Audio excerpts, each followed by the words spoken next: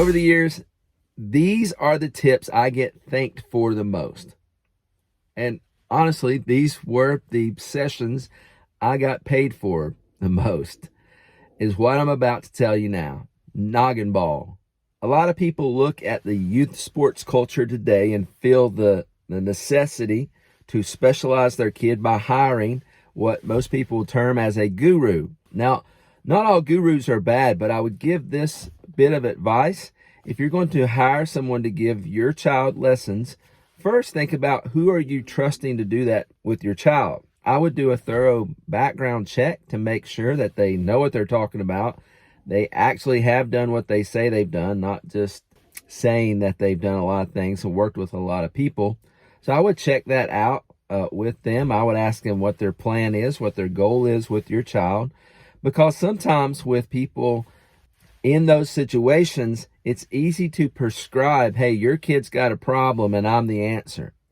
And that's not always the case. So if you feel strongly about getting your child into lessons, I would make sure it's with the right person, for the right reasons, with the right outcome. Now, beyond that, I would strongly suggest this, and I've given this advice many times to parents and even coaches who have asked, what do you think about youth sports as far as the specialization movement and things like that? Here's what I would say. If your child is good enough to be an athlete and loves being an athlete, then think about this. What if you want to make that type of high-end investment, instead of investing in just lessons for that particular sport, think about this. Rather than just investing in specialized lessons for that sport, I would invest in a age-appropriate, please hear me out, an age-appropriate strength and conditioning coach. Or another term is coordination and agility coach. So a strength conditioning coach or agility coordination coach. Also, I would look into an age-appropriate sports mental coach on the mental side. Never going to be too young for a child to help deal with the aspects of handling his emotions in sports, especially nowadays, handling failure in sports, handling edification. Like that's a whole, we used to do a course on edification and how to do drills with edification and treat edification as a skill instead of thinking it's common sense and every kid should know how to do this. It's not. It's a huge dysfunction in today's sports world.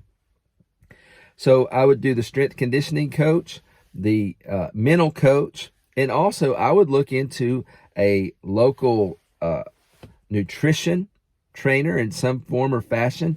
You could find someone locally who deals with nutrition for kids or for athletes.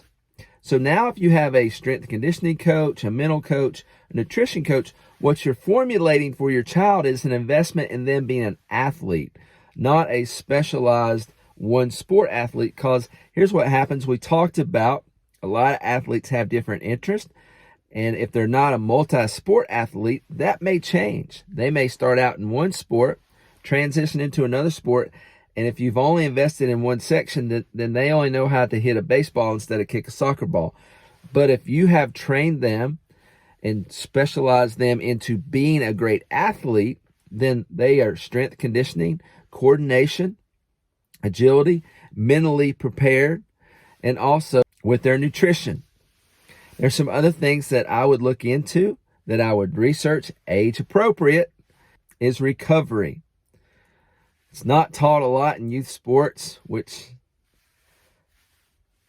for me is maddening, but I would look into having your young athlete learn about recovery, sleep habits. Like these things, if you are developing these habits, then you're developing a whole athlete that no matter what sport they end up in, they are prepared. There are other secret tips that I want to share with you on another Wednesday on another episode of Noggin Ball. So subscribe, like, and ring the bell so you get notified and you won't miss the episodes of other secret tips for young athletes. Sports Wisdom Wednesday.